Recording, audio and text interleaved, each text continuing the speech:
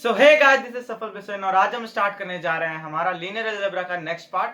ठीक, last lecture तक हमने जो है कवर कर लिया था और आज के लेक्चर से हम जो है फील्ड से स्टार्ट कर रहे थे। ठीक, तो चलिए हेडिंग डालेंगे अब हम फील्ड।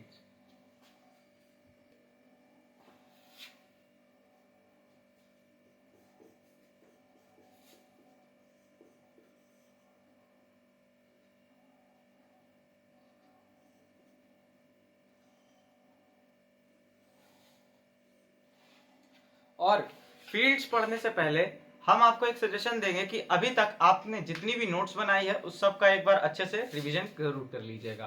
ठीक, जितने भी प्रीवियस कंसेप्ट या जो भी टॉपिक्स आपको बताए गए थे उसका आप एक बार रिवीजन करके ही फील्ड्स पढ़ने आइएगा। तो चलिए, फील्ड की जब हम बात करते हैं या जब हम बात करते हैं फील्ड्स की, ठीक, अभी केवल हम फील्ड की ही बात कर रहे हैं। तो देखिए इसको हम डिफाइन करते हैं कि late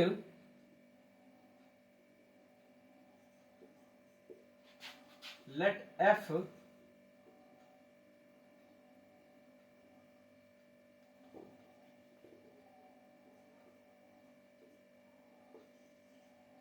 be a non-empty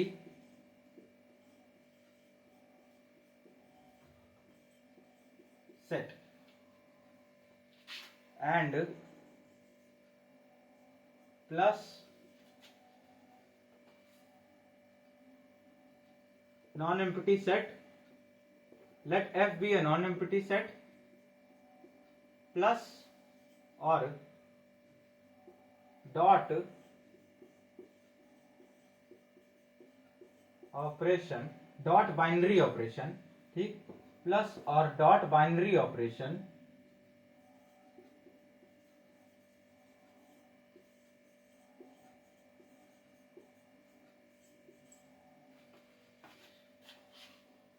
on f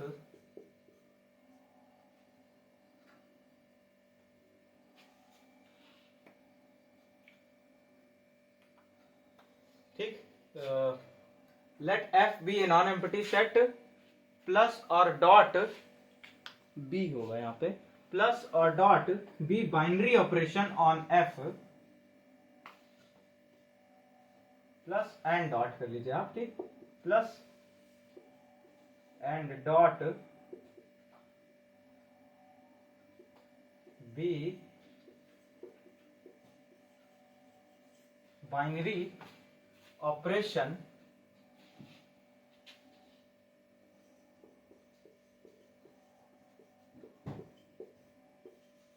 on f, then the system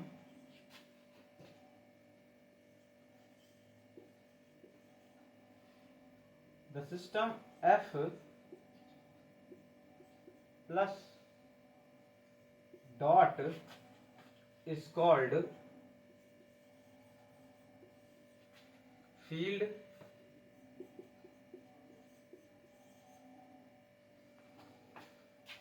and it follows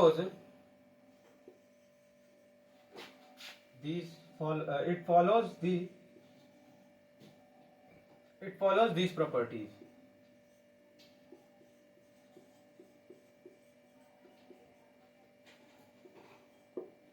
ठीक,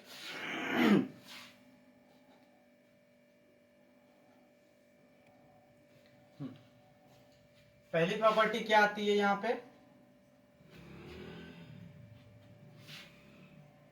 f plus is an abelian group. ठीक, f प्लस हमारा क्या होना चाहिए, एक एबिलियन ग्रुप होना चाहिए। Second, f star dot is an abelian group. और थर्ड प्रॉपर्टी क्या होनी चाहिए कि distribution distributive law holds, distributive law holds होना चाहिए। और इसका क्या मतलब होता है, that is if a comma b comma c belongs to f, then a dot b plus c is equals to a dot b plus a dot c and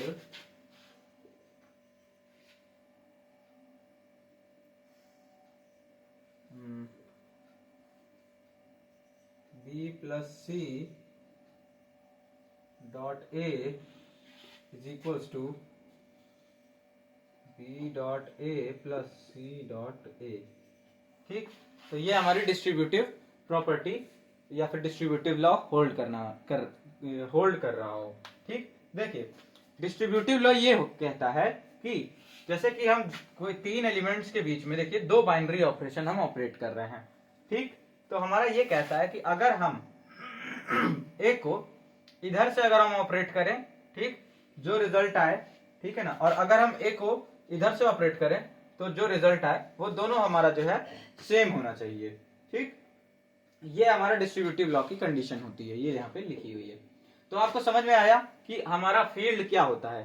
field हमारा एक, देखिए एक कोई भी ऐसा सेट, ठीक, मान लीजिए f जो कि नॉन एम्प्टी हो पहली बात तो, ठीक, और उस पे डॉट और प्लस का अगर बाइनरी ऑपरेशन हम अप्लाई करें, ठीक, और अप्लाई करने के बाद इस तरह का कुछ एक सिस्टम बना ले तो उसको हम एक फील्ड कहते हैं। और इस तरह के सिस्टम बनने के लिए जो हमारी प्रॉपर्टी क्या होती है, मतलब कि फील्ड होने के लिए क्या प्रॉपर्टीज होनी चाहिए, पहला तो f के साथ अगर हम प्लस का बाइनरी ऑपरेशन लगाएंगे तो वो एक एबिलियन ग्रुप हमारा होना चाहिए।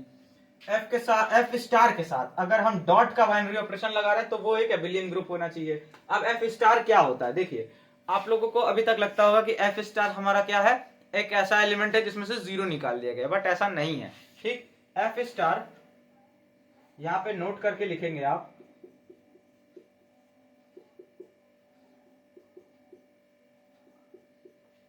f star is the set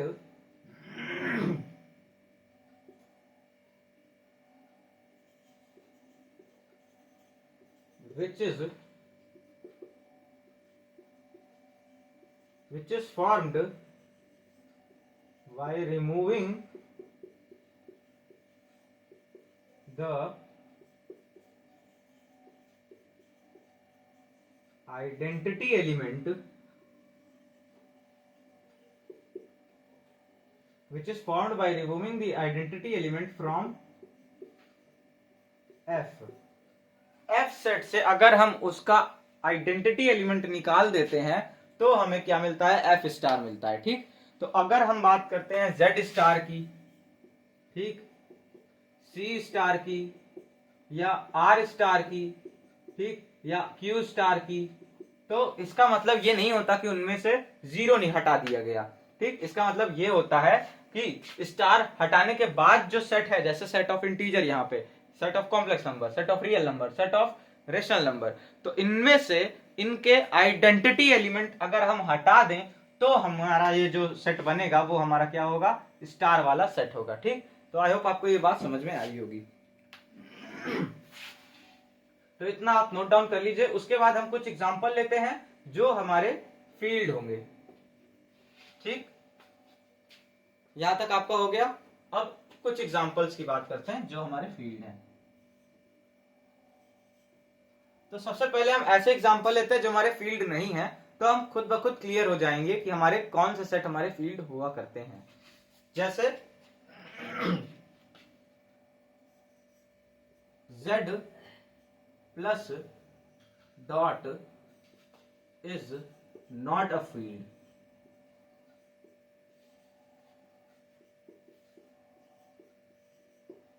क्यों फील्ड नहीं है ये, क्योंकि पहला रीजन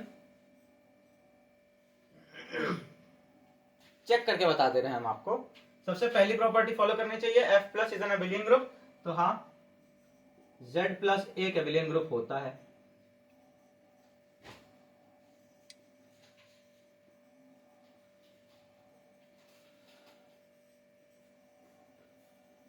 ठीक, तो पहली प्रॉपर्टी तो फॉलो कर रही है। दूसरी प्रॉपर्टी की अगर हम बात करें तो F star dot is an abelian group. तो अगर हम दूसरी प्रॉपर्टीज की बात करें, जेड स्टार डॉट की बात करें, तो ये एबिलियन ग्रुप तो छोड़िए, ये ग्रुप ही नहीं है। क्यों नहीं है? देखिए, एक बार मैं आपको फिर से बता दूं, अगर आप रिवाइज करके नहीं बैठे हैं तो थोड़ी सी दिक्कत होगी, बट फिर भी मैं बताता चल रहा हूं जिससे आपको याद आता चले। जेड स्टार डॉट हमारा ग्रुप इसलिए नहीं है क्योंकि ग्रुपॉइड से इसको कंफ्यूज मत करिएगा। ग्रुपॉइड केवल ये कहता है कि मान लीजिए अगर आपका जी और ओ, ठीक, अगर इसको दिखाना है कि ये ग्रुपॉइड है तो ग्रुपॉइड आपका सिंपल कहता है कि अगर ए और बी हमारे जी सेट में है, ठीक, और ए ओ बी जो हमारा रिजल्ट दे वो भी हमारे, जैसे मान लीजिए सी दिया और सी भी हमारा जी सेट में है, तो वो हमारा ग्रुपॉइड होगा। ठीक, बट ग्रुप के लिए कंडीशन अलग होती है ना। एग्जिस्टेंस ऑफ इनवर्स उसमें होना चाहिए, एग्जिस्टेंस ऑफ आइडेंटिटी होनी चाहिए, ठीक, और एसोसिएटिव लॉ फॉलो करना चाहिए। तो इसके केस में ग्रुप होने के लिए, एबिलियन ग्रुप तो दूर की बात है, ग्रुप होने के लिए इसमें इनवर्स की अगर जब हम बात करते हैं तो मान लीजिए अगर ए हमारा जेड स्टार में बिलोंग कर रहा है, ठीक, तो इसका इनवर्स यानी कि 1/a हमारा जेड स्टार में बिलोंग करेगा ही नहीं, does not belongs to Z star, क्योंकि ये एक तब रेशनल नंबर हो जाएगा और जेड स्टार में रेशनल नंबर हमारे नहीं आते। इस वजह से ये जो है ग्रुप नहीं होगा, तो एबिलियन ग्रुप भी नहीं होगा। जब एबिलियन ग्रुप नहीं होगा इसका मतलब ये फील्ड भी नहीं होगा। ठीक, is not even a group, ये ग्रुप तक नहीं है, तो यहां पे लिख देंगे hence Z plus dot is not a field. ठीक, उसको आप जो है लिख लेंगे। अब ये एक एग्जांपल हो गया। अब दूसरे एग्जांपल पे आते हैं, क्यू प्लस या क्यू प्लस डॉट, है ना। तो दूसरे एग्जांपल लेते हैं, क्यू प्लस डॉट। तो जब हम क्यू प्लस डॉट की बात करते हैं तो देखिए इसका पहली कंडीशन तो हमारी फॉलो हो जाती है, क्यू प्लस हमारा फील्ड आता है, ये एबिलियन ग्रुप हो जाता है, इज एन एबिलियन ग्रुप। ठीक, Q plus is an abelian group. Next, Q dot, Q star dot is an abelian group. और थर्ड, डिस्ट्रीब्यूटिव लॉ भी होल्ड करता है।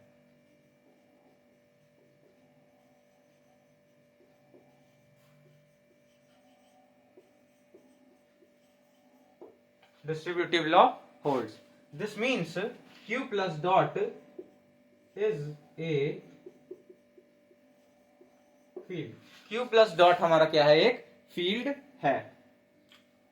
इसी तरह से आप लिख सकते हैं कि सिमिलरली करके नीचे लिख सकते हैं। यहां मेरे पास जगह नहीं है तो मैं यहां पे लिख दे रहा हूं,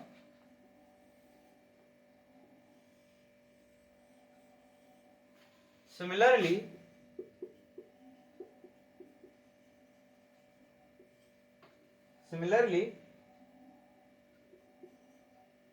R plus dot and C plus dot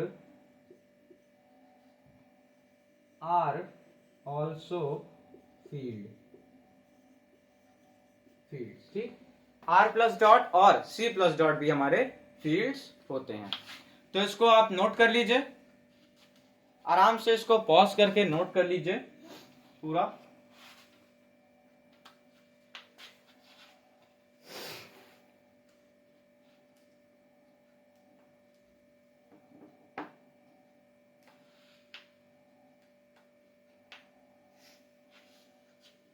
चलिए, तो ये तो बात हो गई हमारी R प्लस मतलब रियल नंबर के सेट पे कोई एक एबिलियन ग्रुप बनता है कि नहीं, या हमारा जो है प्लस पे या मल्टीप्लिकेशन में। ठीक, वैसे ही हमने कॉम्प्लेक्स नंबर के सेट पे प्लस या मल्टीप्लिकेशन में हमारा एबिलियन ग्रुप बनता है कि नहीं, उससे हमने देखा। इसी तरह से हमने इंटीजर के सेट पे भी देखा। क्या हमारा किसी और तरह का भी जो सेट होता है हमारे पास, जो अभी तक हमने पढ़ा है, जिसपे हम प्लस या माइनस की तरह का कोई बाइनरी ऑपरेशन लगा सकते हैं? तो हाँ, हमने एक और सेट पढ़ा है, उसको हम क्या कहते हैं? ZM।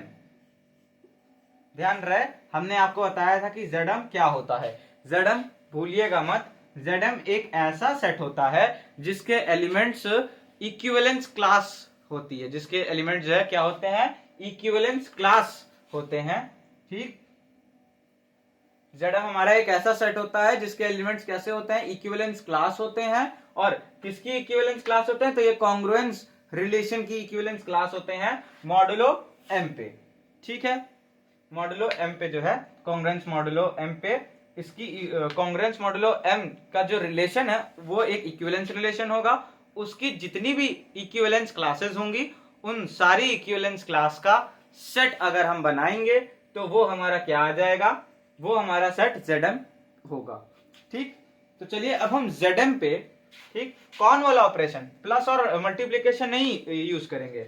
ZM पे हम इसका ZM के में ZM जब हम डिफाइन कर रहे थे तो उसी के साथ साथ हमने इस ZM पे लगने वाले प्लस ऑपरेशन का और मल्टीप्लिकेशन के ऑपरेशन का मल्टीप्लिकेशन के ऑपरेशन को डिफाइन किया था, जिसको हम प्लस और इस दोनों इस तरह के सिंबल से डिनोट करते थे। ठीक, और मैंने बताया था कि ये प्लस एडिशन की तरह नहीं यूज होता, ये एक नया बाइनरी ऑपरेशन है। ठीक, जो कि ZM के जो इक्विवेलेंस क्लासेस है, जैसे 1 की है, 2 की है, 3 की है, तो वो 3 की वैल्यू को ऐड करता है, ना कि उसकी इक्विवेलेंस क्लासेस को।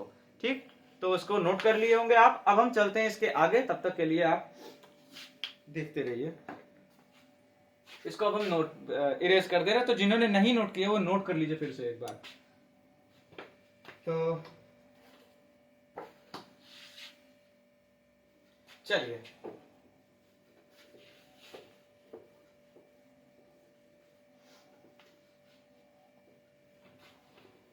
तो आपको मुझे लगता है फील्ड समझ में आ गई होगी। फील्ड क्या होती है? एक नॉन एम्प्टी सेट होता है, हाँ, और उस पे अगर प्लस और मल्टीप्लिकेशन का बाइनरी ऑपरेशन हम अप्लाई कर सकते हैं। ठीक, तो एक ऐसा सिस्टम जिसमें लिखा गया हो F प्लस डॉट ब्रैकेट में करके, उस सिस्टम को हम फील्ड कहते हैं। और वो फील्ड होने के लिए उसको 3 प्रॉपर्टीज फॉलो करनी पड़ेंगी। कौन कौन सी?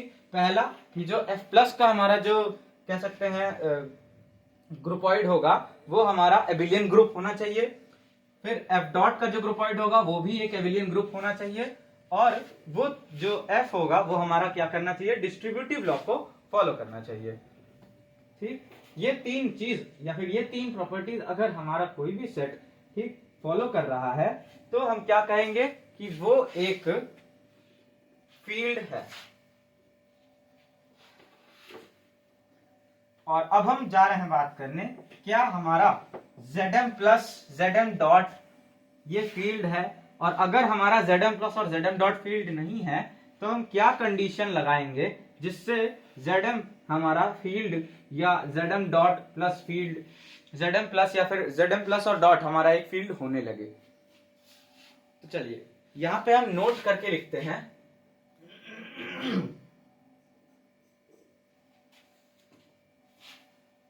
Note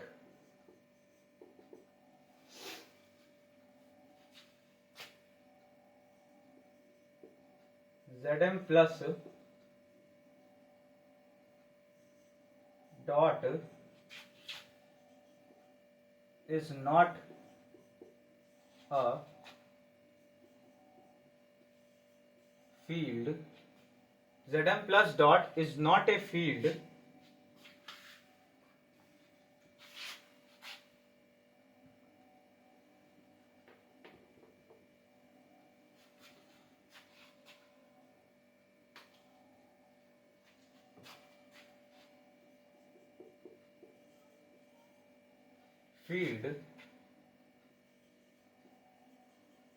because if M is a composite number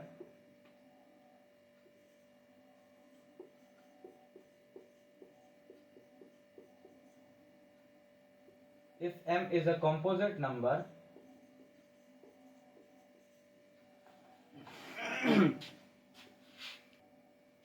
अब शायद आपको यहाँ पे दिख रहा होगा ये, ठीक। तो हम यही कह रहे थे कि हमारा Zm प्लस डॉट एक फील्ड नहीं है, क्योंकि अगर हमारा m एक कॉम्पोजिट नंबर होगा तब उस केस में जो हमारा then Zm star dot will not be a group. एक बार मैं चेक कर लेता हूं।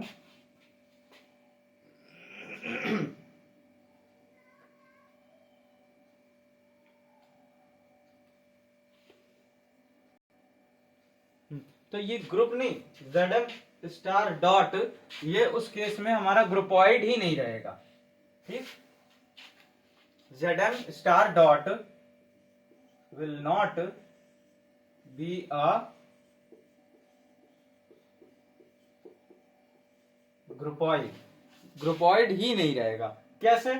देखिए, हमने इससे पहले आपको इसका करके दिखाया है कि Zm स्टार डॉट में जब हमारा m, हमने दो केस लिए थे, एक में m हमारा हमने प्राइम नंबर लिया था और एक में m हमने कॉम्पोजिट नंबर लिया था। तो उसी की बात कर रहे हैं कि जब m हमारा कॉम्पोजिट नंबर था तो हमने वहां पे दिखाया था प्रूफ करके कि Zm स्टार डॉट हमारा ग्रुपॉइड ही नहीं बनेगा, क्योंकि जो हमारा अगर a कोमा b हमने Zm स्टार डॉट से ले लिया, ठीक, और अगर किसी तरह से a और a इंटू बी m के बराबर आ रहा है तो a b की जो इक्विवेलेंस क्लास होगी वो भी हमारे m के बराबर आएगी। दिस मीन्स जो a b की इक्विवेलेंस क्लास है वो हमारे 0 के बराबर आ रही, और 0 हमारा बिलोंग नहीं कर रहा है z स्टार से। आप एक बार देखेंगे उसको जहां पे मैंने ये करवाया है तो आपको याद आ जाएगा वो कि क्यों हमारा Zm स्टार डॉट एक ग्रुपॉइड ही नहीं बनेगा। तो चलिए अब चलते हैं आगे।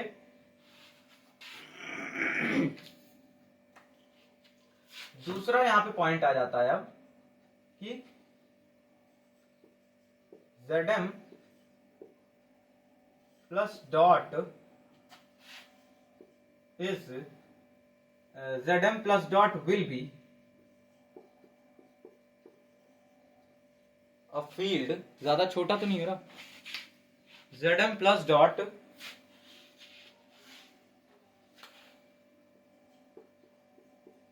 will be a field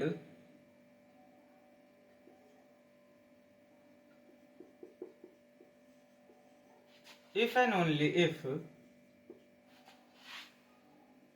m is a prime number।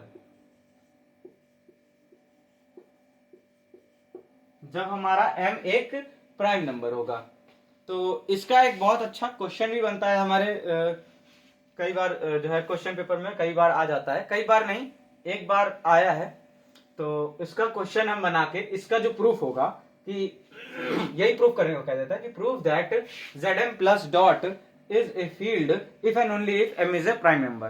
तो यही हम क्वेश्चन की तरह इसको ले लेते हैं।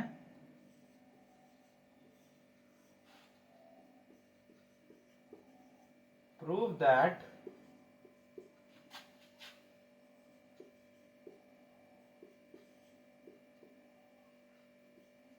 Zm plus dot is a field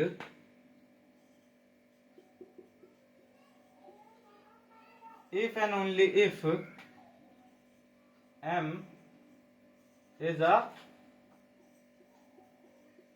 prime number। इसका प्रूफ चलिए हम करते हैं। तो सॉल्यूशन इस तरह से डालेंगे। सबसे पहले इसको फील्ड दिखाने के लिए हमको ये दिखाना होगा कि हमारा Zm प्लस एक एबिलियन ग्रुप है, फिर हमको दिखाना होगा कि Zm स्टार डॉट एक एबिलियन ग्रुप है, और फिर हमें दिखाना होगा कि हमारा जो Zm है वो डिस्ट्रीब्यूटिव लॉ को फॉलो कर रहा है। तो हम कह देंगे कि ये हमारा क्या है, एक फील्ड है।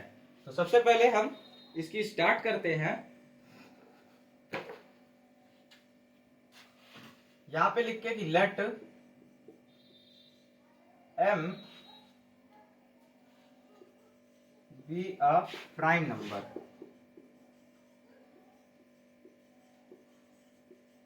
Let m be a prime number, then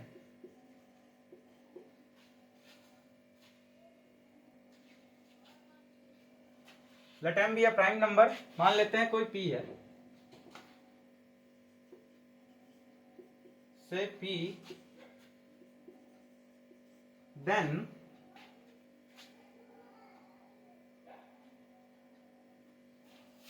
first यहां पे क्या आएगा, Zm plus will be a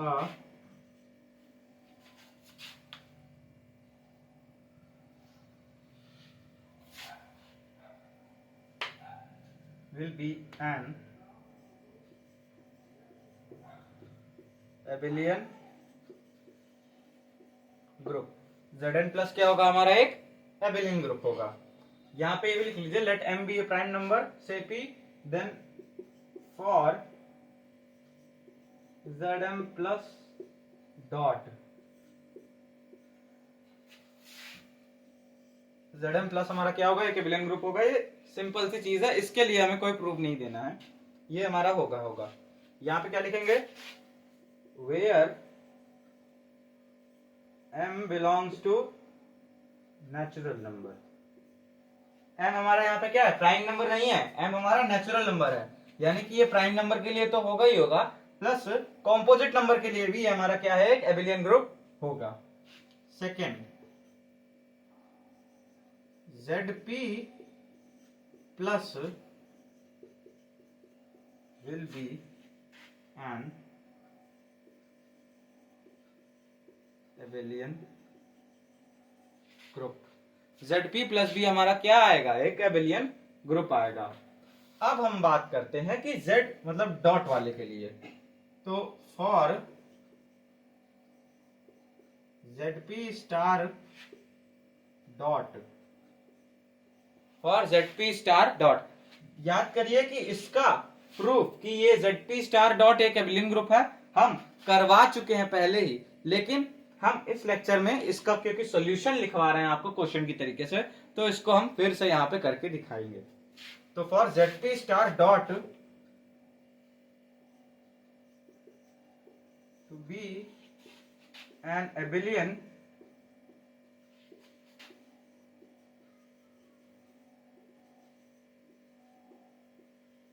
we have, first condition देखिए, इसको एबेलियन ग्रुप होने के लिए क्या, वही 4 कंडीशंस फॉलो करनी चाहिए. एसोसिएटिव होना चाहिए, आइडेंटिटी एग्जिस्ट करनी चाहिए, मल्टीप्लिकेटिव इनवर्स इसका होना चाहिए, एग्जिस्ट करना चाहिए, और लास्ट में ये हमारा कम्यूटेटिव लॉ को फॉलो करना चाहिए. ठीक, तो इसके लिए 4 कंडीशन फॉलो करनी चाहिए. तो सबसे पहला आता है एसोसिएटिव लॉ. सो यहां पे हम डायरेक्ट लिख देंगे Zp star dot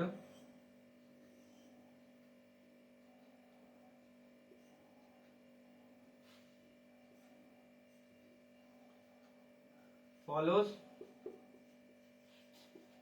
associative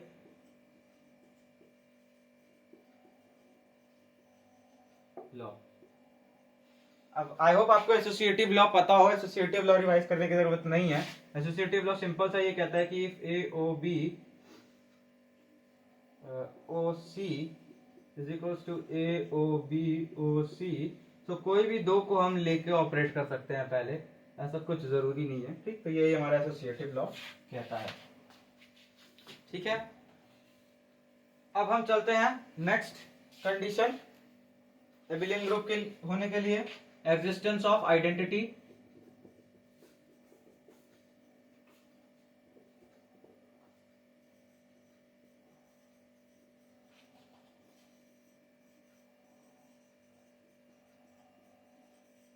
existence of identity, तो एग्जिस्टेंस ऑफ आइडेंटिटी की बात करें तो पहले इसको आप नोट कर लीजिए, उसके बाद हम इरेज करके करते हैं, वरना बहुत खिचड़ी हो जाएगा. यहाँ पे इसको आराम से नोट डाउन कर लीजिए.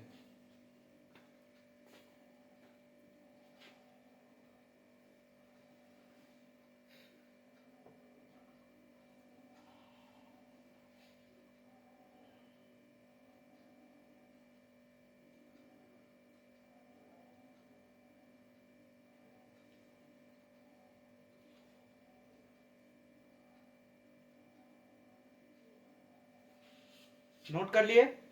चलें आगे। तो चलिए अब हम इसको इरेज कर रहे हैं।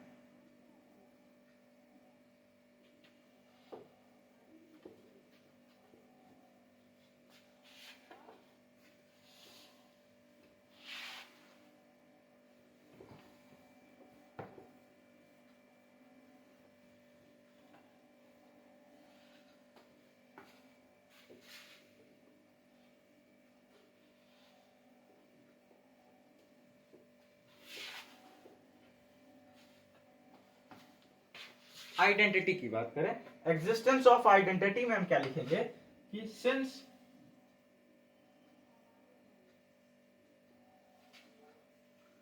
One bar belongs to ZM, one bar हमारा ZM में एग्जिस्ट करता है, ये हम सबको पता है। वन बार जैसे हमारा ZM में बिलोंग करता है, this implies that for all A bar belongs to ZM, या ZP की बात कर लेते हैं, चलिए। For all A bar belongs to ZP,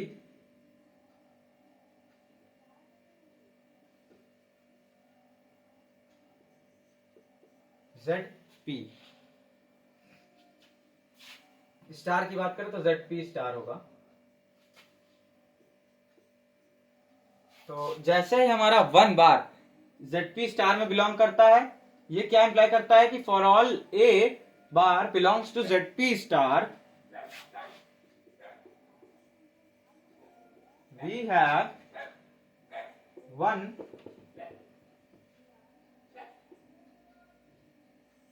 bar dot A bar is equals to A bar dot one bar which is equals to A bar.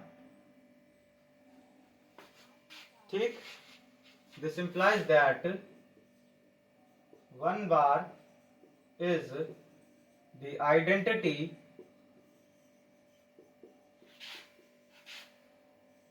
Of ZP star dot. ZP star dot की क्या है, one bar हमारी identity है। तो यहां से हम क्या कह सकते हैं कि आइडेंटिटी भी हमारी एग्जिस्ट कर रही है। अब आता है बात थर्ड, उसकी थर्ड जो हमारी कंडीशन है, और वो क्या होती है, एग्जिस्टेंस ऑफ इनवर्स। तो इनवर्स की जब हम बात करें,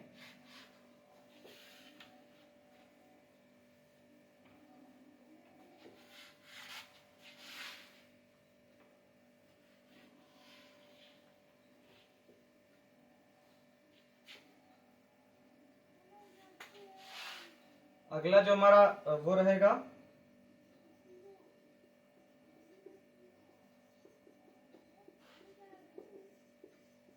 एग्जिस्टेंस ऑफ इनवर्स। देखिए लास्ट टाइम यही हमारा निकालना मेन जॉब थी, मतलब जब हम ये प्रूफ कर रहे थे कि ZP स्टार हमारा क्या है, एक एबिलियन ग्रुप है। जब हम ये चीज प्रूफ कर रहे थे तो लास्ट टाइम हमारा बाकी सब इजी था, बस ये एक स्टेप हमारा जो है मेन था। तो यहाँ पे भी यही स्टेप हमारा मेन रहेगा। तो अगर हम बात करते हैं एग्जिस्टेंस ऑफ इनवर्स की, तो देखिए इसके लिए हम फिर से पहले समझा दे रहे हैं आपको, उसके बाद हम लिखेंगे कि हमारे पास एक ऐसा एलिमेंट एग्जिस्ट होना चाहिए, there exist a B bar belongs to ZM या ZP स्टार सच दैट, इस तरह से, such that A dot B is equals to B dot A which is equals to identity element. ये हमारा होना चाहिए।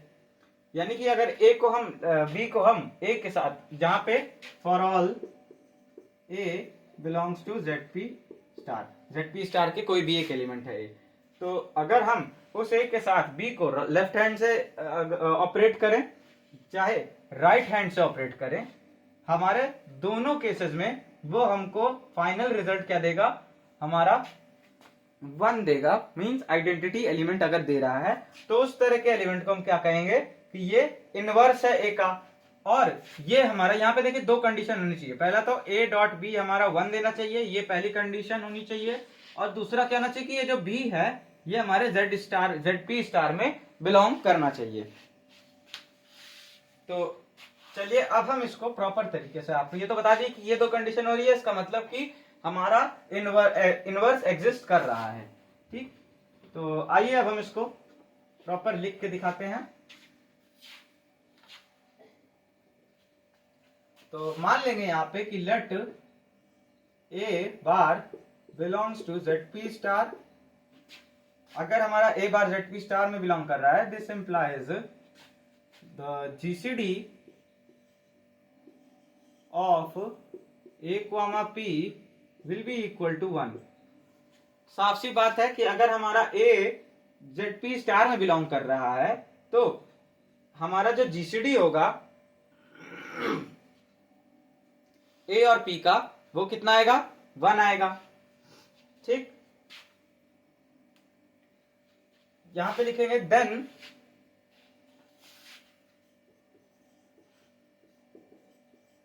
फ्रॉम यूक्लिडियन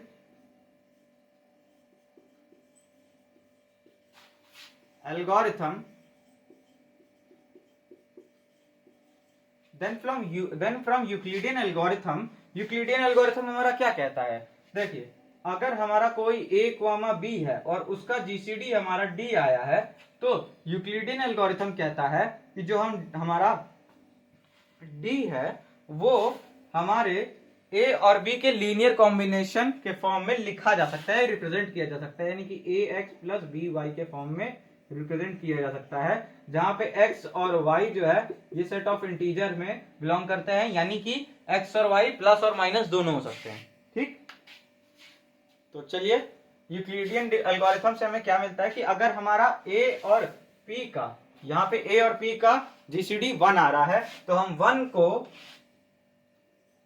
रिप्रेजेंट कर सकते हैं a और p के लीनियर कॉम्बिनेशन के फॉर्म में। तो then from Euclidean algorithm there exist B, C belongs to ZP star,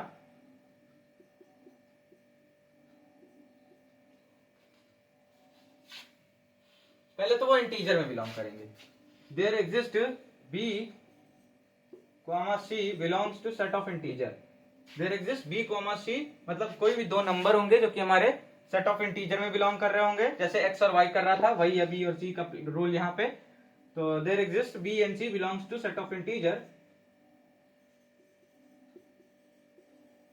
such that 1 is equals to A B plus P into C। यहां तक आपको समझ में आ गया होगा। इसको आप कर लीजिए इक्वेशन नंबर 1। इसको हमने इक्वेशन नंबर 1 कर लिया।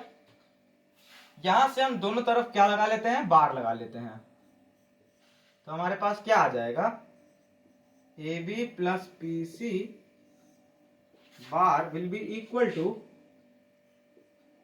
बार 1 मॉडुलो P। किसके मॉडुलो के अंडर हो रहा है? ये मॉडुलो P के अंडर हो रहा है। इसको मैं इरेज कर दूं अब।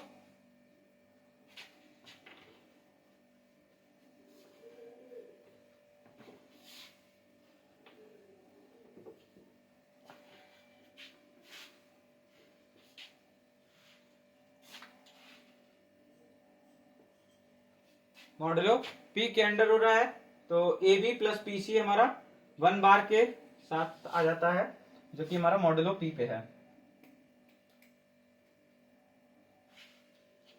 यहां से इसको इस तरह लिख सकते हैं,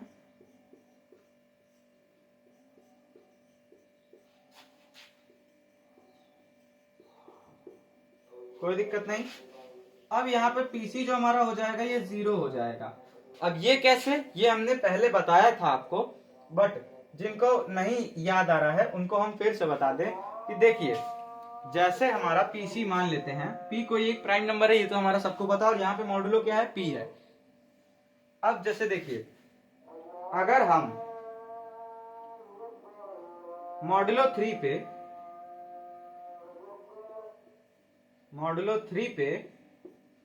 3 की इक्विवेलेंस क्लास निकालने की कोशिश करें, 3 की इक्विवेलेंस क्लास कैसे डिनोट करी जाती है? 3 बार से। 3 की इक्विवेलेंस क्लास निकालने की कोशिश करें तो वो किस तरह से आएगी? अगर आपको याद हो तो वो आएगी हमारी 0 की इक्विवेलेंस क्लास के बराबर।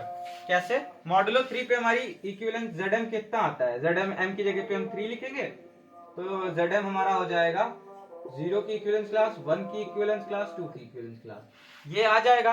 अब अगर हम 3 की इक्विवेलेंस क्लास निकालेंगे, 3 की, ये देखिए ये Z3 और ये 3, तो अगर हम 3 की इक्विवेलेंस क्लास निकाल रहे हैं तो वो हमने दिखाया था आपको कि 0 की इक्विवेलेंस क्लास के बराबर आता है। और जैसे ही ये 3 की इक्विवेलेंस क्लास 0 की इक्विवेलेंस क्लास के बराबर आती है, इसका मतलब कि 6 की इक्विवेलेंस क्लास भी हमारे 0 की इक्विवेलेंस क्लास के बराबर आएगी, क्योंकि हमारा 3 जो है 0 की इक्विवेलेंस क्लास में आता है। 0 की इक्विवेलेंस क्लास किस तरह से होती है? इसमें 0 होता है, 3 होता है, 6 होता है, 9 होता है, डैश डैश डैश चलता है, और -3 होता है, -6 होता है, -9 होता है, और इस तरह से चलता रहता है। तो हम बता रहे हैं कि अगर हमारा 3 0 की इक्विवेलेंस क्लास में बिलोंग कर रहा है, इसका मतलब 3 की भी इक्विवेलेंस क्लास 0 के बराबर हो गई, 6 की भी इक्विवेलेंस क्लास 0 के बराबर हो गई, 9 की भी इक्विवेलेंस क्लास 0 के बराबर हो गई। इस तरह से कह सकते हैं कि 3 के जितने भी मल्टीपल हैं, 3k की जितनी भी 3k की इक्विवेलेंस क्लासेस होंगी, ये सब किसके बराबर होंगी? 0 के। तो यहाँ पे Z3 यानी ZM है ना, ये तो एक तरह से ZM, तो ZM के लिए, और M यहाँ पे किससे रिप्लेस किया है? P से। तो ZP के लिए कोई भी P की इक्विवेलेंस क्लास, अब K की बजाय यहाँ पे आप C ले लीजिए, क्योंकि K और C दोनों क्या है? एक इंटीजर है यहाँ पे। तो P अगर हम कोई भी इंटीजर से मल्टीप्लाई कर दें और उसकी इक्विवेलेंस क्लास निकालें तो वो हमारे 0 की इक्विवेलेंस क्लास के बराबर आएगी। तो ये भी हमारा किसके? 0 की इक्विवेलेंस क्लास के बराबर आएगा। ये सेम चीज मैं आपको पहले समझा चुका था, बट फिर से एक बार समझा दे रहा हूं।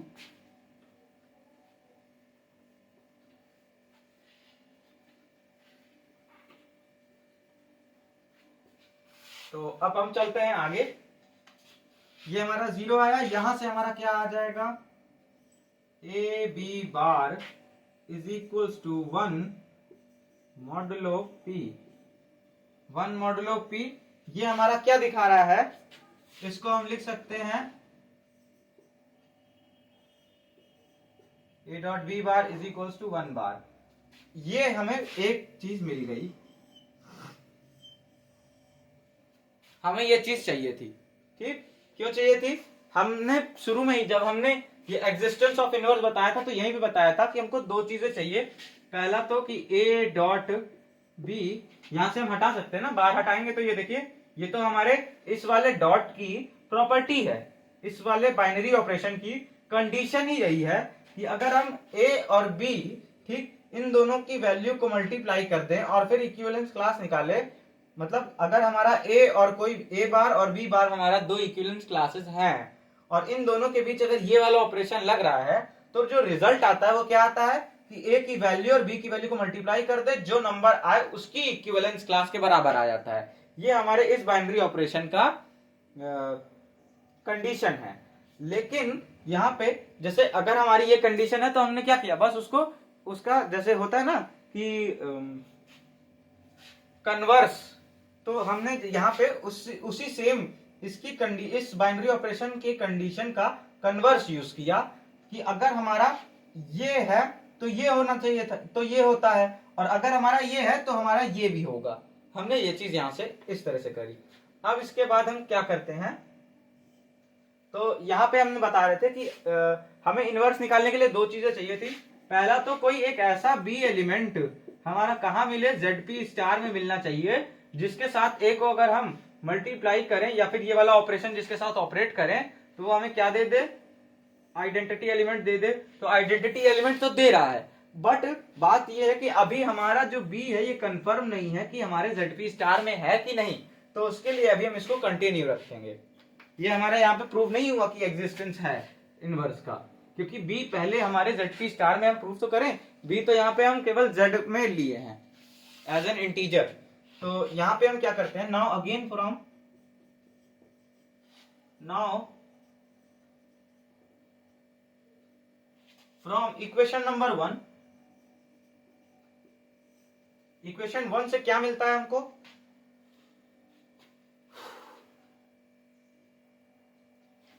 We get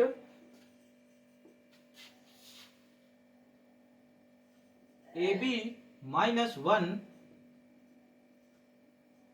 is equals to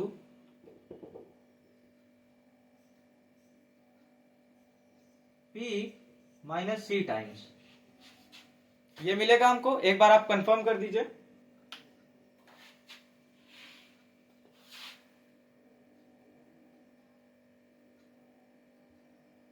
एक बार आप चेक कर लीजिए, ठीक, कि हमको AB minus 1 is equals to minus C times of P मिलेगा कि नहीं।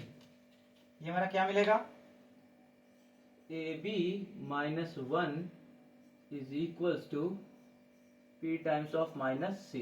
इतना मिलेगा कि नहीं हमारी इक्वेशन 1 से। हम इसको इधर उधर कर दिए, कुछ नहीं, बस 1 को माइनस 1 को इस तरफ लिया और PC को हमने इधर कर दिया और C में हमने माइनस लिया केवल, ये हमें मिल रहा है, ठीक है। अब हम यहां से क्या करते हैं, दोनों तरफ हम मॉडुलो ले लेते हैं, या मॉडुलो नहीं लीजिए, यहां पे आपको साफ साफ दिख रहा होगा AB minus 1 is equals to P minus C times है। तो ये हमारा क्या डिनोट कर रहा है, ध्यान से देखिए, इसको हम एक, ये ऐसे लिखा है ना, यहां पे लिखते हैं, हमारे पास क्या है, AB minus 1 is equals to P minus C times, ये है हमारे पास। इसको एक कोई अलग AB कोई एक अलग नंबर की तरह A की तरह ट्रीट कीजिए, 1 को B की तरह ट्रीट कीजिए, P और माइनस C को आप K की तरह ट्रीट कीजिए। यहां से अगर हम देखें तो हम क्या कह सकते हैं कि A minus B is equals to K times of P। तो ये हमारा क्या बनाता है, ये तो हमारा साफ साफ ये बता रहा है कि इससे हम ये कह सकते हैं ना कि P divides A minus B। हम साफ साफ ये कह सकते हैं कि P जो हमारा होगा वो A माइनस B को डिवाइड कर रहा होगा, और अगर P divides A minus B है तो यहां से हम क्या कह सकते हैं कि A is congruent to B modulo P। ये भी हम कह सकते हैं। अगर हम ये कह रहे हैं A congruent B modulo P, तो अब हमने जो जो माना था A B और K को, वो हम यहाँ पे रख के देख लेते हैं। तो अगर हम यहाँ पे रखेंगे तो हमारे पास क्या आएगा, A की बजाय हमारा आ जाएगा AB congruent to 1 modulo P, इतना आ जाएगा। तो हमें, ये तो मैंने केवल समझाने के लिए लिखा, अगर आपको नहीं समझ, मतलब लग रहा है कि आप भूल जाओगे आगे जाके, तो पेंसिल से साइड में लिख लीजिए। अब हम यही से इसके आगे ये लिखते हैं कि अगर हमारे पास ये है, so this implies AB minus 1 is divided by P, means P divides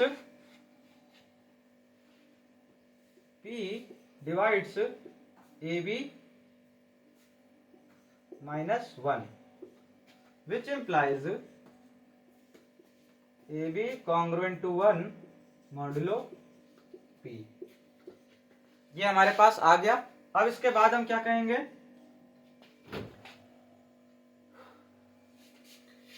यहां पे हम वो वाली अपनी प्रॉपर्टी यूज करेंगे कि इसको तो पहले पलट के लिख लेंगे, BA congruent to 1 modulo P, ये हमने पलट के लिख लिया। अब हम इस पे हमारा जो लीनियर कॉन्ग्रुएंस वाला हमारी कंडीशन थी वो हमें लगानी पड़ेगी। लीनियर कॉन्ग्रुएंस वाली कंडीशन क्या थी, वो हमारी कहती है कि अगर BA हमारा कॉन्ग्रुएंट टू 1 मॉडुलो P, यानी कि अगर BA, यानी कि अगर AX, मान लीजिए अगर हमारा BX है, BX congruent to A modulo P है, ये अगर हमारे पास आ रहा है, तो लीनियर कॉन्ग्रुएंस की जो हमारी कंडीशन या प्रॉपर्टी है वो हमारा बताता है कि हमारा जो B और A होगा, सॉरी B और P होगा, B और P का जो GCD होगा वो हमारा किसको डिवाइड करेगा, A को डिवाइड कर रहा होगा, डिवाइड्स A। इसी प्रॉपर्टी का या इसी कंडीशन का हम यहां इस पे यूज करेंगे। वो कैसे करेंगे?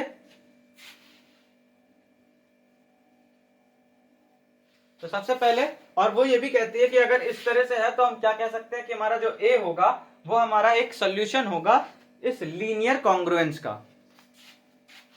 This implies that A is a solution of the linear congruence. इसको हमने इक्वेशन 1 दी थी, इसको हम दे देते हैं इक्वेशन नंबर 2, और इसको हम दे रहे हैं इक्वेशन नंबर 3 दे दीजिए इसको।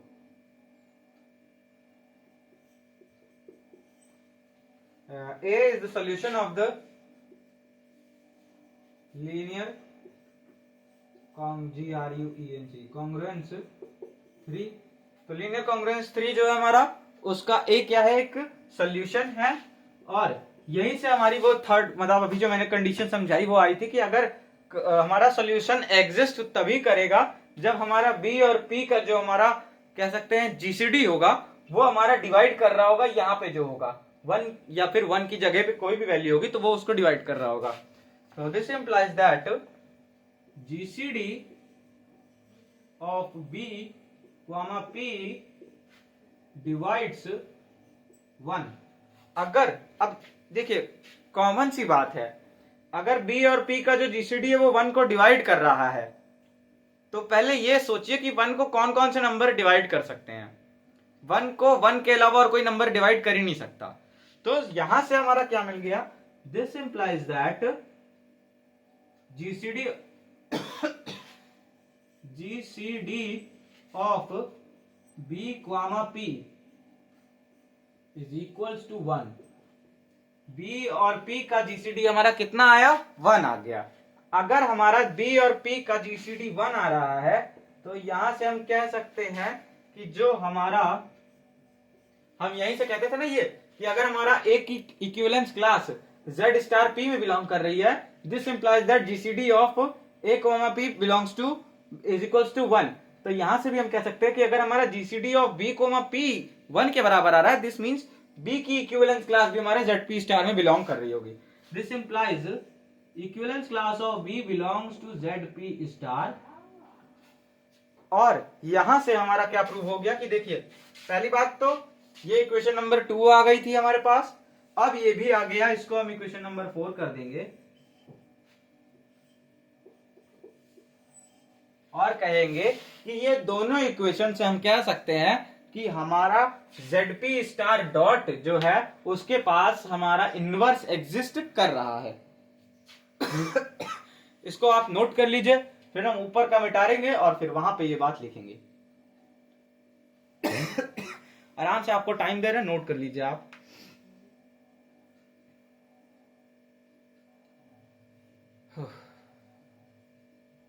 नोट कर लिए? चले चलिए।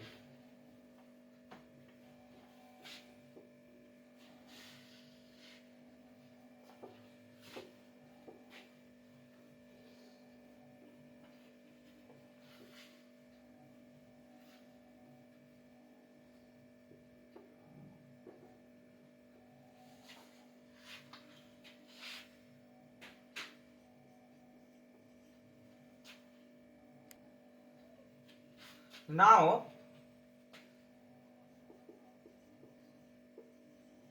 from equation 2 and 4 we get that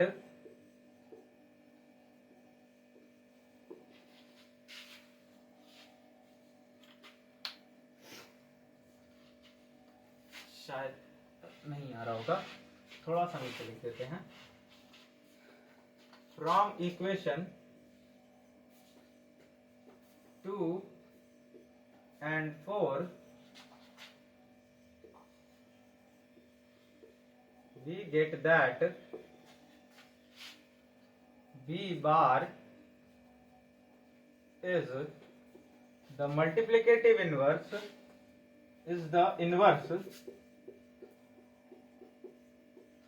multiplicative inverse नहीं कहेंगे इसको क्योंकि ये बाइनरी ऑपरेशन हमारा मल्टीप्लिकेशन का नहीं है, दूसरा साइन है। Is the inverse of A for all A belongs to ZP star, so so inverse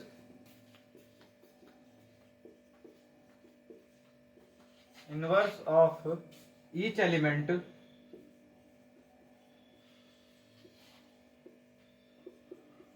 of ZP star exists. Inverse सारे एलिमेंट का ZP स्टार के एग्जिस्ट कर रहा है.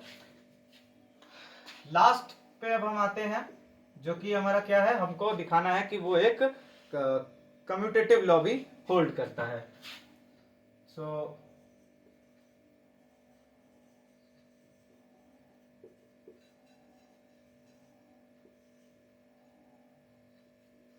तो इसके लिए हम सिंपल लिखेंगे, कुछ ज्यादा प्रूफ करने की जरूरत नहीं है. ये मैं इरेज कर दे रहा हूं अब.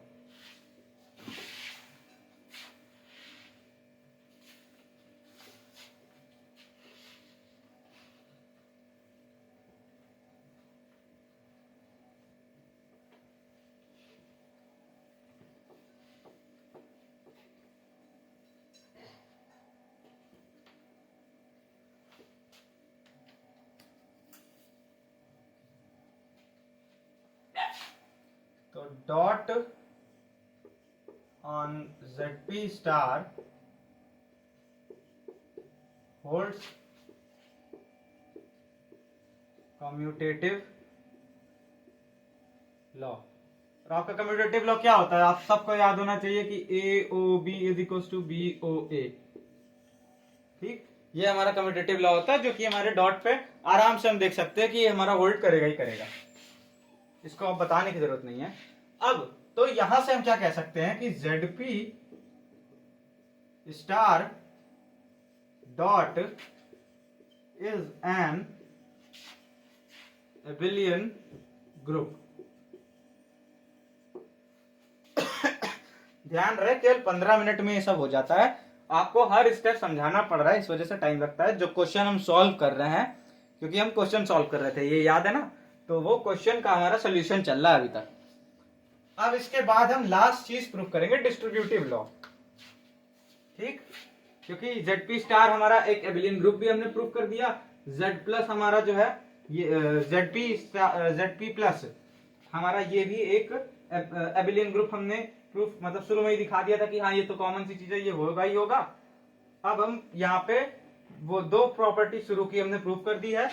ZP प्लस डॉट को फील्ड दिखाने के लिए last third property distributive law में दिखाना पड़ेगा. तो यहाँ पे लिखेंगे, नंबर डाल लेते कि हम रोमन नंबर डाल लेते, नंबर डाल लेते. थर्ड प्रॉपर्टी हमारी होगी distributive law. So it holds, dispel तो डाल देते हैं,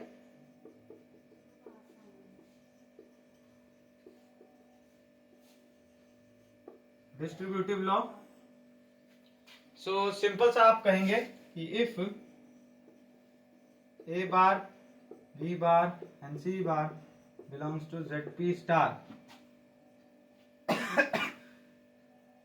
then A bar dot B bar plus C bar will be equal to A dot B bar plus A dot C bar, A bar dot C bar, and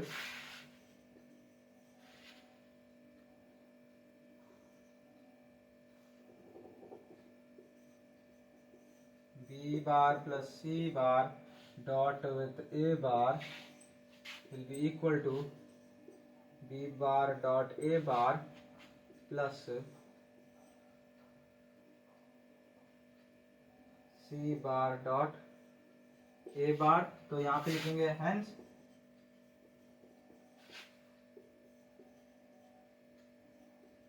distributive law holds.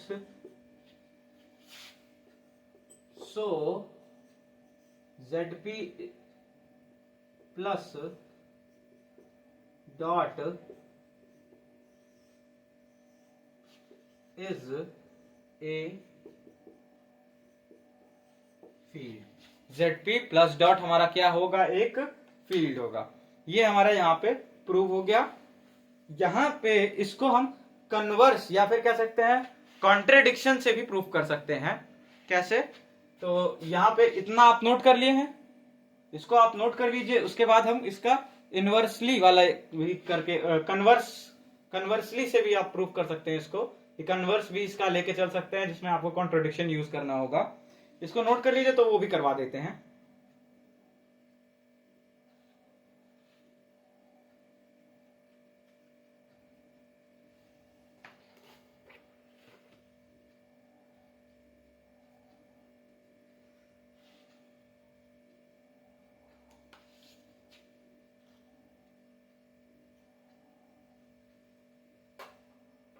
इसको note कर लिया तो चलिए यहां पे आप इसको लिख सकते हैं कि for all A, B, C belongs to ZP star. ठीक, तो चलिए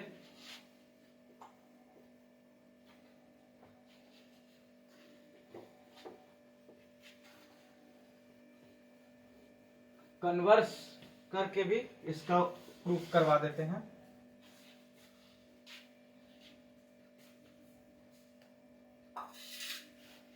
यहां पे लिखेंगे कन्वर्सली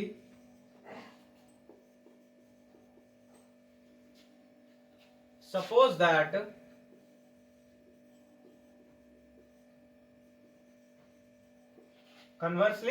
दैट आप सपोज कर लीजिए कि ZM plus dot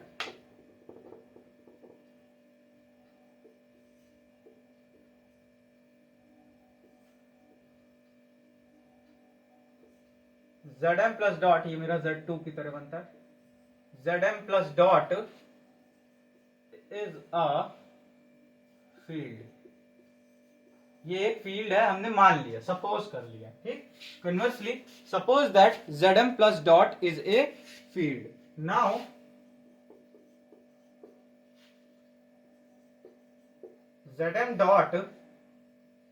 ZM star dot must be an abelian group। ZM star dot एक abelian ग्रुप होना ही होना चाहिए, where M is a composite number। ये भी लिख देंगे। So conversely suppose that ZM is a field and M is a composite number। ZM star dot must be an abelian group।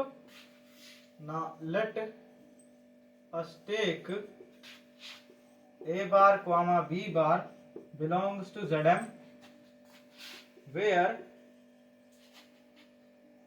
A and B की जो value है वो 1 से बड़ी होगी और M से छोटी होगी। ठीक, ये A इंटू बी नहीं लिखा है, ये A क्वामा B है, यानी A और B हम एक ही साथ रिप्रेजेंट कर दिए। क्या बार बार 1 फिर ऐसे लिखते हैं ना अलग अलग, तो A और B दोनों हमारा जो है 1 से M के बीच में लाई कर रहा है, और A बार और B बार की जो इक्विवेलेंस क्लास है वो भी हमारे कहा ZM में लाई कर रही है।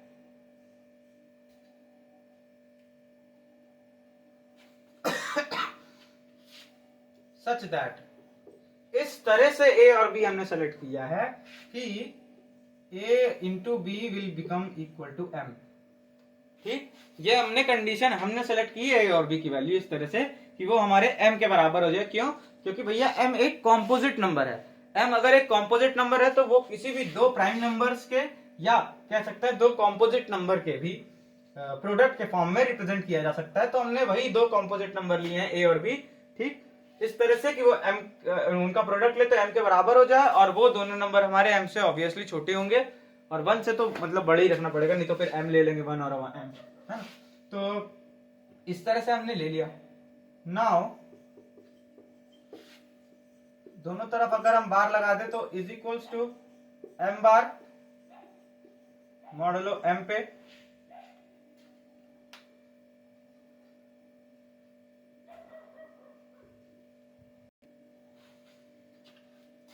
या फिर आप ऐसा करिए थोड़ा लैंग्वेज में भी लिख लेते हैं वरना दिक्कत हो जाएगी।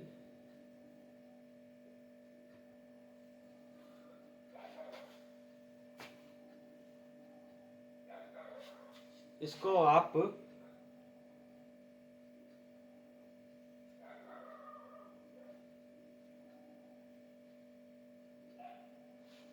यहां पे लिखिए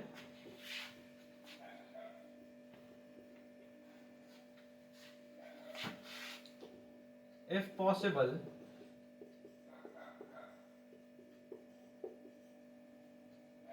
suppose that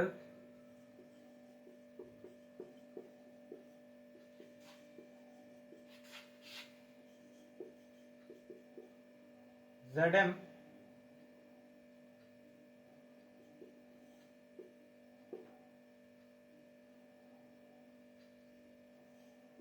plus dot is a, if possible suppose that Zm plus dot is a field for m is composite number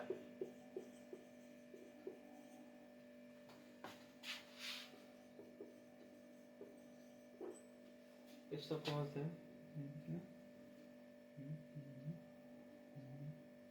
composite number, then there exists a comma b belongs to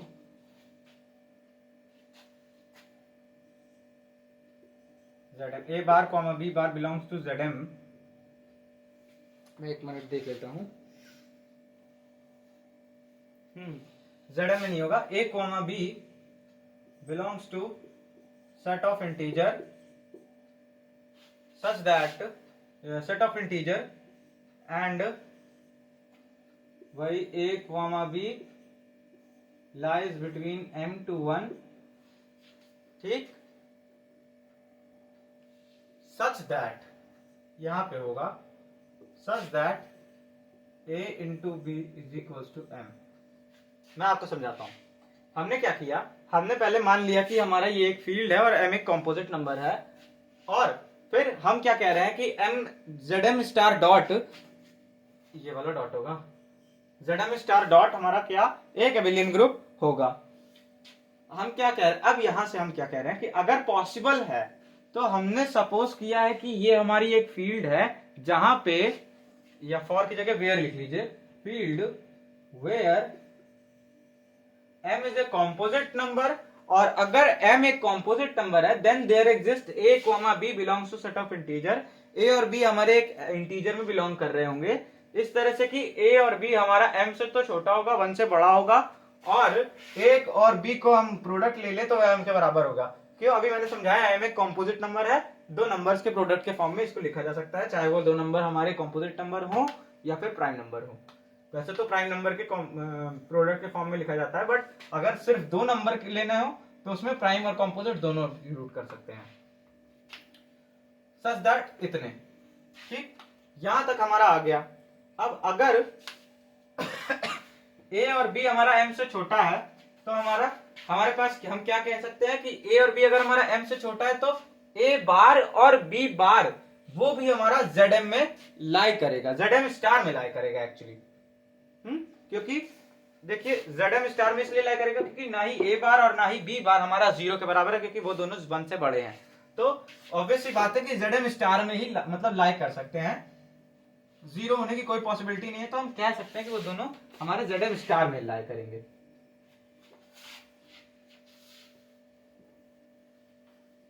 तो जब ये हमारा यहां से हम लिखेंगे this implies a bar comma b bar belongs to zm star,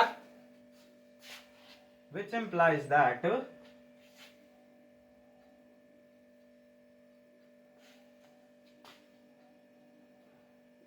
a bar or b bar will be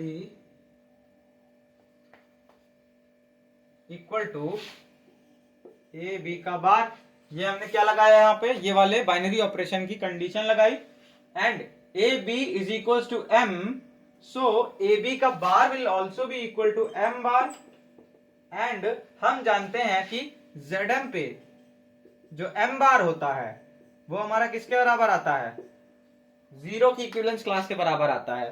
तो हम यहां पे लिखेंगे कि since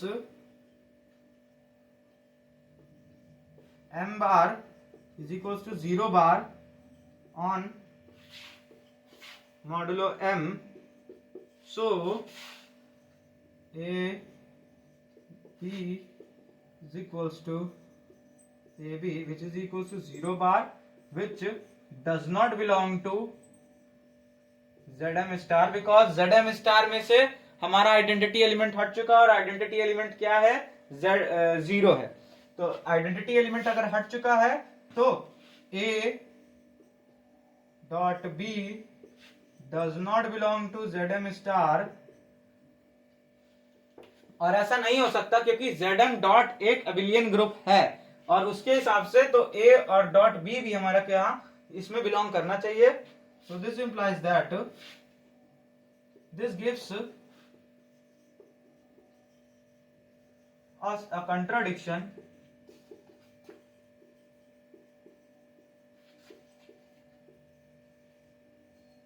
that Zm star dot is an abelian group. This gives us a contradiction that Zm star dot is an abelian group.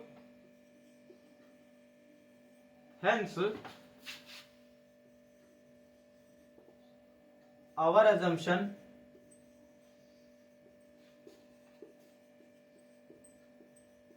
is wrong that M is a composite number.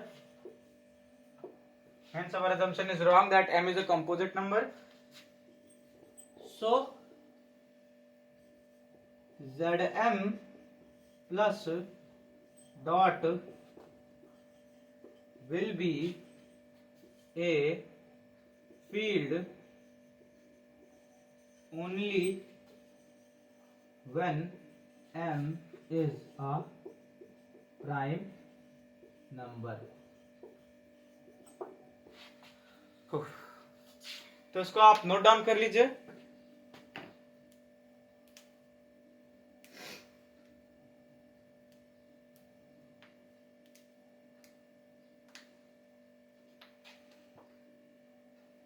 Note कर लिए?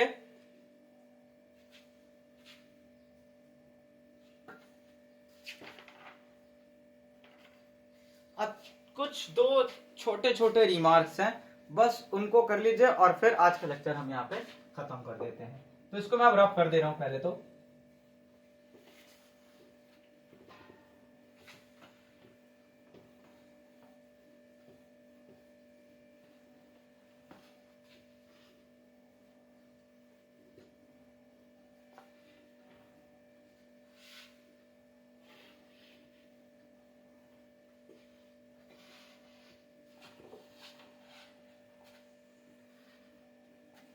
पहला remark जो आता है वो हमारा ये आता है कि सबसे छोटी फील्ड, यानी कि सबसे छोटी फील्ड इन द सेंस कि कौन सा ऐसा सेट होगा जो सबसे छोटा हो और फील्ड भी हो जाए।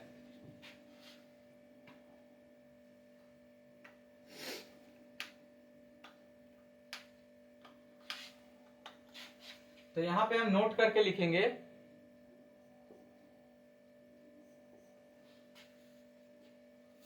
हिंदी में ही लिख लीजिए आप, हिंदी ज्यादा बेटर रहेगी समझने के लिए।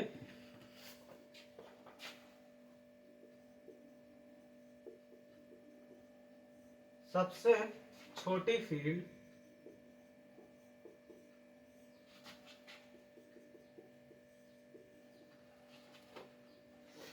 में दो एलिमेंट्स होंगे।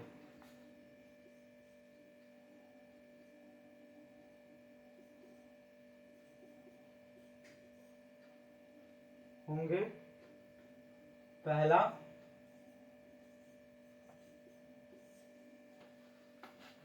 मार्कर की इंक एकदम लाइट हो गई है। पहला प्लस और प्लस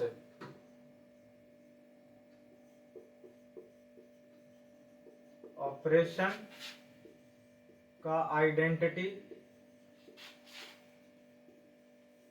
एलिमेंट, जो कि क्या होता है हमारा, इसको ब्रैकेट में करके लिख लेंगे। ये कर्ली ब्रैकेट सेट के लिए बनाया जाता है, सिंपल ब्रैकेट में करके लिख लेंगे।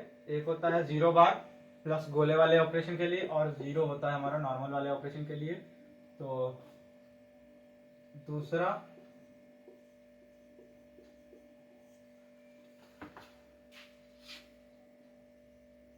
डॉट और डॉट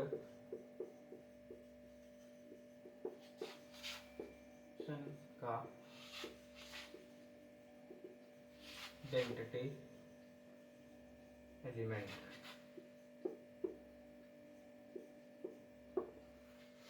ठीक, तो ये हमारा पहला नोट हो गया। सेकंड नोट हम लिखते हैं, इसमें इंक खत्म हो गई है एक्चुअली, ये वाला मार्कर सही से चलेगा।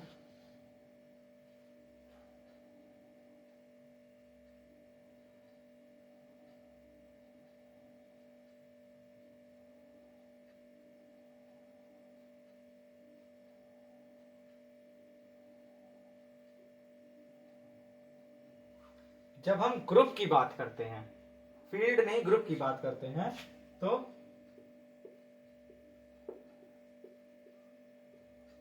सबसे छोटे ग्रुप में, ठीक, सबसे छोटे ग्रुप में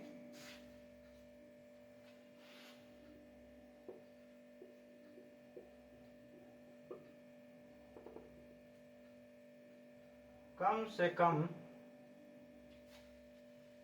एक एलिमेंट होगा।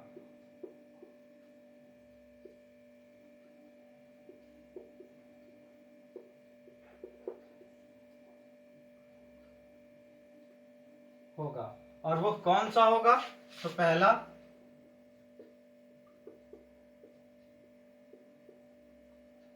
अगर हमारा ग्रुप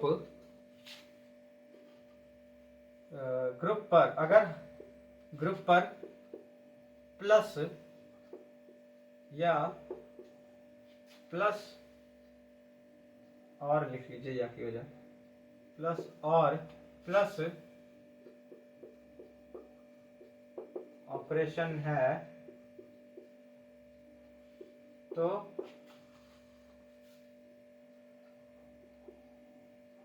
प्लस और प्लस वाला आइडेंटिटी एलिमेंट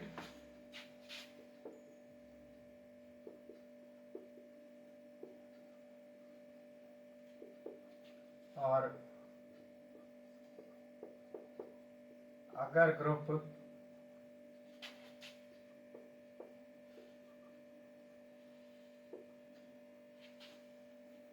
तो इसको चेंज कर लीजिए अगर सीक्वेंस नहीं बना तो,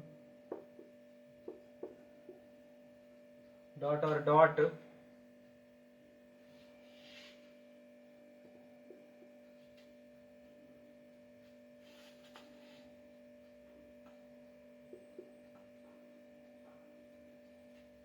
डॉट और डॉट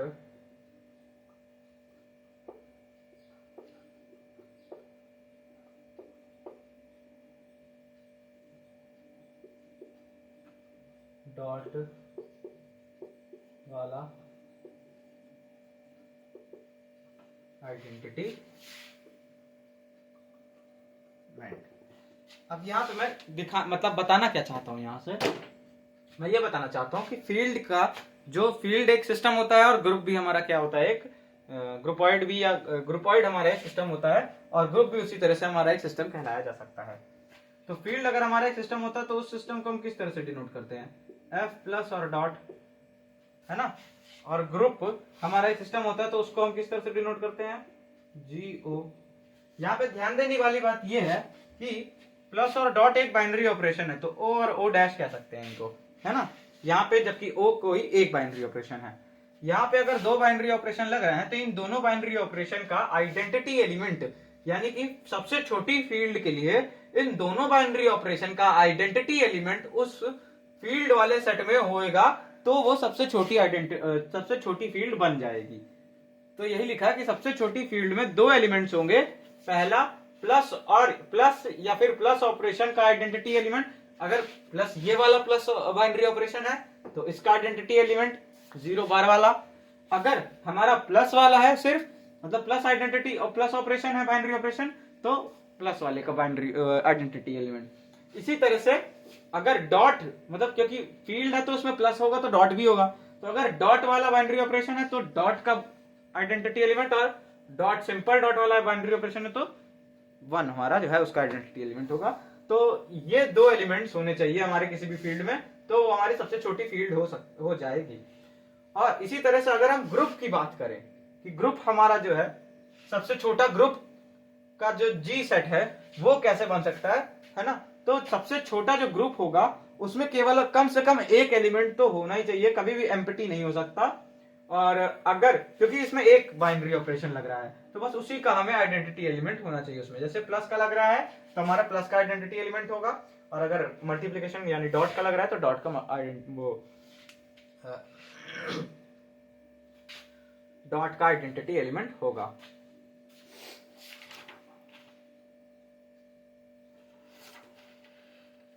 अब यहां पे आपको एक लास्ट चीज मैं बता दूं, आपका सब ग्रुप क्या होता है। क्या चीज? सब ग्रुप क्या होता है, अरे सॉरी, सब फील्ड क्या होती है। सब फील्ड, व्हाट इज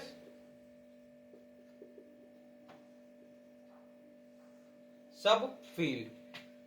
बहुत ही छोटा सा है, 5 मिनट में डेफिनेशन है इसकी, बस डेफिनेशन लिखवा के आज खत्म करवा देंगे। तो सब फील्ड हमारी क्या होती है, late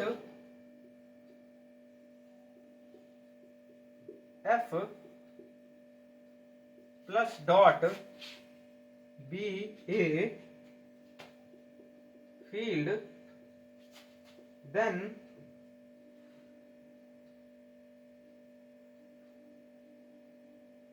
if K is a non-empty set,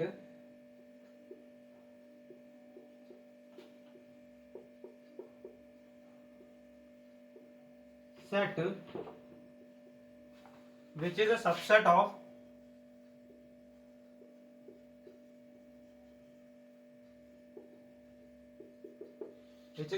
of F, जो कि हमारे F का सबसेट होगा, दैट इज, इसको हम किस तरह से लिख सकते हैं कि K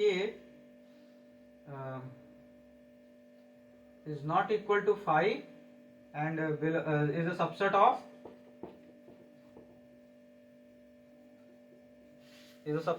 F। इसको हम इस तरह से लिख सकते हैं। तो let इतने भी a field and if K is a non-empty set which is a subset of F, that is this, and if K plus dot is also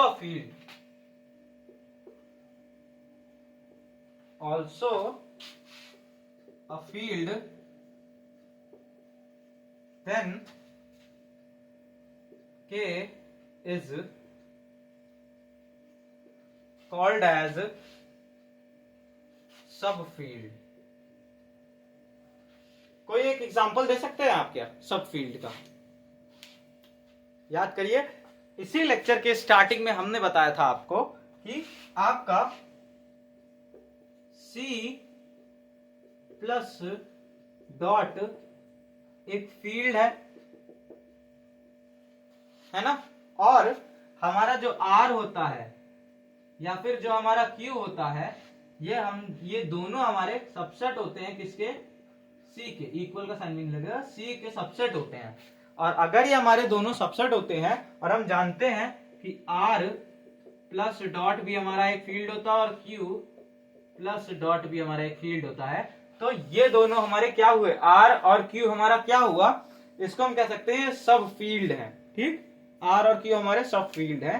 तो अलग अलग केस में हम कह सकते हैं कि अगर हम R के रिस्पेक्ट में अगर हम माने तो हमारा Q भी क्या होगा, एक सब फील्ड होगा R के रिस्पेक्ट में, और R हमारा C के रिस्पेक्ट में होगा, तो हम कह सकते हैं कि C के रिस्पेक्ट में R और Q दोनों हमारे सब फील्ड होंगे। ठीक, तो यहीं से आप क्या लिख सकते हैं, मैं इसको अभी रेज कर दे रहा हूं।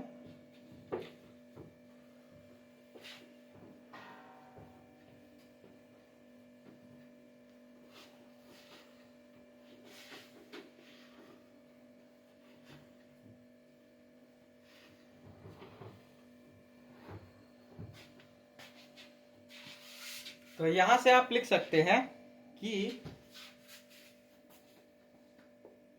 Q is a subfield of Q हमारी किसकी सबफील्ड है, Q plus dot R plus dot and C plus dot. अब कई लोगों को कंफ्यूजन होगा कि ये Q प्लस डॉट की सबफील्ड क्यों हुई। अरे भैया, Q अगर ये है तो Q हमारे खुद का भी तो सबसेट होता है, ये चीज पता है कि नहीं। तो अगर Q हमारा खुद का सबसेट है तो हम कह सकते हैं कि Q is the subfield of Q plus dot, वो खुद की भी सबफील्ड होगा। इसी तरह से जब हम R की बात करते हैं, R is a subfield of R plus dot and C plus dot।